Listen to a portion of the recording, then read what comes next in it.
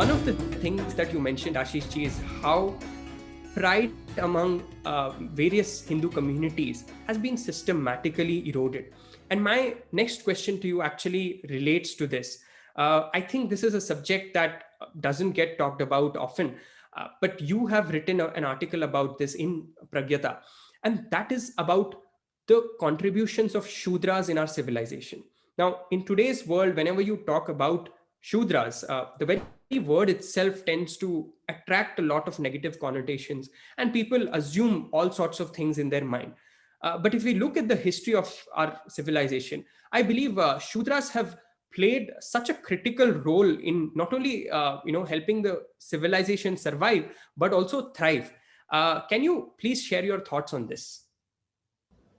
Absolutely. I mean, Shudras have played a glorious role in as artists and artisans and all sorts of skills and manufacturing. uh, I mean, the whole range of material activity, what you would call manufacturing in the current times. All that was under the broadly under the umbrella of Shudras, right? And the Shudras have built the great temples that we were just talking about, right? They were the primary the designers, the architects, the artisans, the sculptors, the carpenters, right? So so there is no denial. There is absolutely no sense in denying them the glory of what their ancestors were, involved with. So the thing is that they were always a proud people, that is the Shudras, uh, and they had all the reasons to be proud. Uh, they had their own system of education, and these days people say, "Oh, they were denied Vedic education." They were not denied Vedic education. They had nothing to do with Vedic education. We are talking about a pre-industrial era, right? So Vedic education is a very specialized form of education.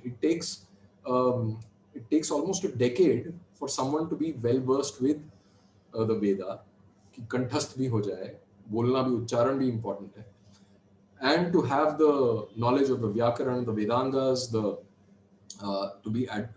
to have access to, I mean, to have read all the commentaries by the great acharyas.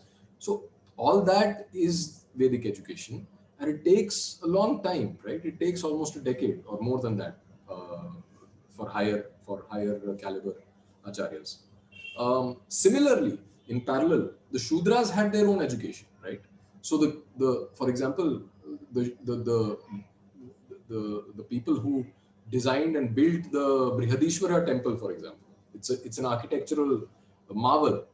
Uh, do, do you think any reasonable, any sane person would believe that this is the work of some unpada, illiterate person? Right. So they had their own rigorous system of education through which they were trained in various arts and craftsmanship and things like architecture. They knew mathematics. They even knew Sanskrit, right? So the article that you mentioned, we've also provided inscriptional evidence from one of the great works by Vijay Ramaswamy, uh, where they've they've written in Sanskrit, right? So all that points to the glory of the Shudras only. And given that situation where you are going through a rigorous 10-year education in parallel with the Brahmanas, how will you suddenly switch course and start all over again and become a Vedacharya? So I mean, in that era there was no mobility, occupational mobility. You didn't, your father didn't tell you, beta तुम्हें क्या बनना है, doctor बनना है, engineer बनना है. You did what your father did, and that was as true for the Brahmins, the Kshatriyas, the Vaishyas, as the Shudras, right? So given that lack of choice, you had your own education system. So this whole business of being denied, and it's all ignorance, and more than ignorance, it's systematic propaganda. Why systematic propaganda? Because again, it goes back to the fact that we are a post-colonial society, and there was a period of colonization, and in colonization I don't just mean the British rule, but also the Middle Eastern colonization that happened, where a lot of turmoil took place, and the traditional institutions were, were broken. The continuity of the traditions were broken. There was pressure to convert, like in Kashmir, right? Uh, so all that happened. So many people died. There was a centuries of genocide which happened. So in those circumstances, there was a lot of misery, right? And often these communities which were living in relative harmony, they turned hostile to each other, right? And it could be anyone. It need not necessarily be upper versus lower. It could be lower caste versus lower caste, so called. I don't believe in this hierarchy, but I'm just using the common parlance. So this Shudra versus Shudra community also happened, right? And I could go on and on. For example, when we wrote the Shudra article, there were people who said that no, you have talked about Shudras because they are Savarnas. What about Avarnas? There is much to be said about Avarnas as well, and perhaps we'll soon write about them also. For example, how the Charamkars, the Chamars, how they fell on bad days, right? From the barter system of the Balutadari, where they were, they were taken care of, their families, everything was taken care of. They were even granted lands by the villages that they served. So they were landowners also, contrary to propaganda. To the times when the Britishers introduced industrial production of leather, right? What happened to that entire system where the chamar used to take the dead cow and process it, and in a very organic, using organic material and natural chemicals to process the leather. And then when they introduced chromium tanning, and all sorts of things happened, and then they encouraged cow slaughter, so the whole system got disrupted.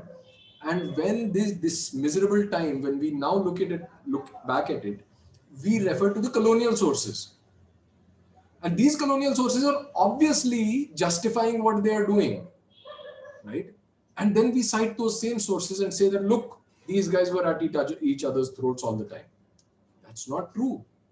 Any serious reading of it would tell you, any sincere and serious reading of the texts of the records of that era will tell you that this was not the case. That it was not that people were at each other, but they were made to fight each other, not in the sense of a conspiracy theory, but the situation became such that there was fight for small resources, right? Uh, and I'll try to make this brief because there's so much to say. But let's take the case of the chamars again. Normally, the cow dies, the chamar takes the cow, and then their community is further subdivided. They have their own divisions in which the first person skins the animal, then the other person does the tanning, and the third person makes the footwear or the other stuff from leather. And then there is another community which repairs these things, right? So there is a complex ecosystem which is involved. Suddenly, the British come, and they implement these high taxes, all kinds of stuff. They bring in industrial production of leather, and they encourage cow slaughter.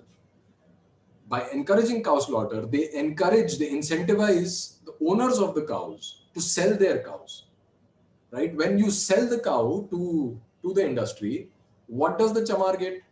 Nothing. So who is responsible, right? it's the changed circumstances which were induced by the colonial power that were responsible for this disruption, that left the chamar at the brink of, not on the brink of, but completely powerless and in absolute poverty. So who's responsible? It was the British. But if you say that, they'll say, oh, you blame everything on the British.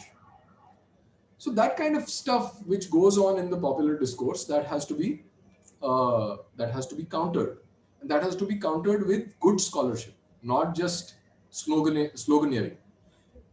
Because what is at stake is really a choice between for the Shudras the choice between victimhood and self-esteem. And we all know where those two choices lead. If you are choosing victimhood, then you will perpetually remain a victim, and you will perpetuate that victimhood to your next generation, and on and on and on. And that will lead to nothing but disaster for your own community.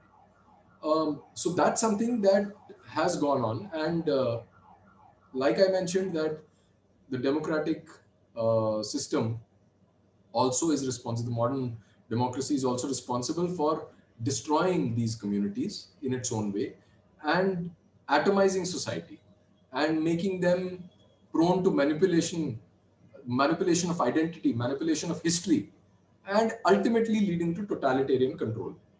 So corporations have their own role to play in that. The, the corporations, I mean, today also, the kind of conditions in which many of the industries, these, for example, the leather industry, if you look at the average condition of the worker in the leather industry, it is worse than slavery. But no one has the guts or the gumption to point that out because, oh, it's modern industry. And you have the audacity to question a system where everything was in harmony. I'm not saying it was a utopia. There were conflicts, there were all kinds of things, but it was nowhere as bad as how it is today for them. But you're refusing to see the the complete mess in front of you because it's so horrible, and you're blaming some event in the past for which actually the people who enslaved you are responsible, but somehow you're internalizing that guilt.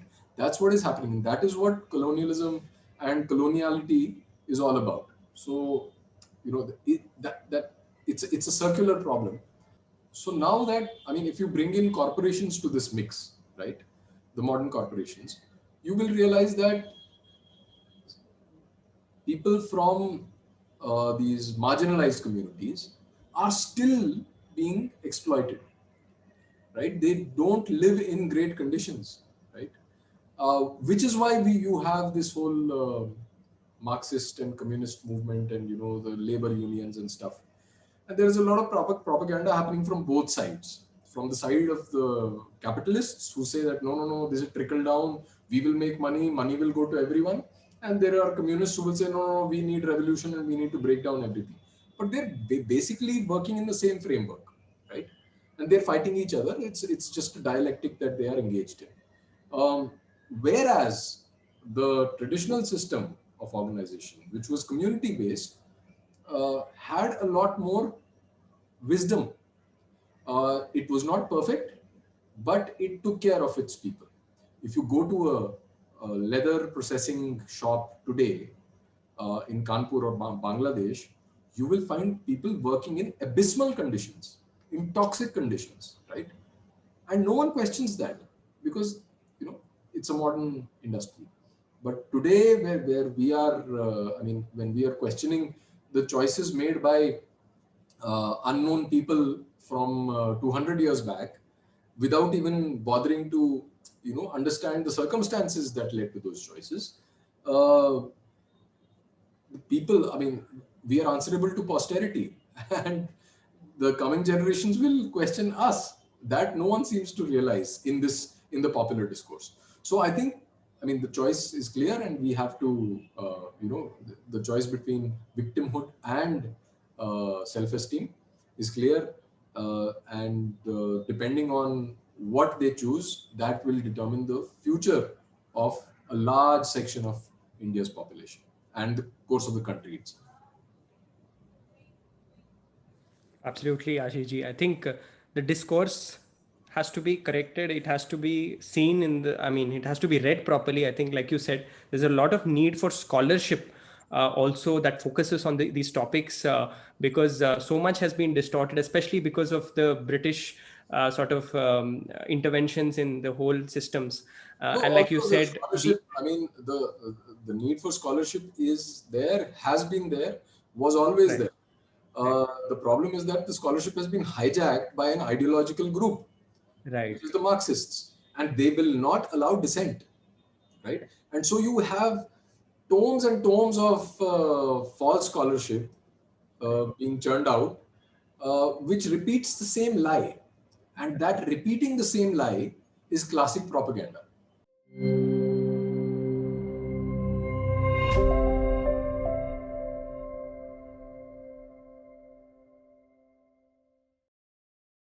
Please remember to subscribe to us and switch on the notifications for this channel. For our other social media links, more content, and to support our work, please visit citti.net. Dhanyavad. Namaskar.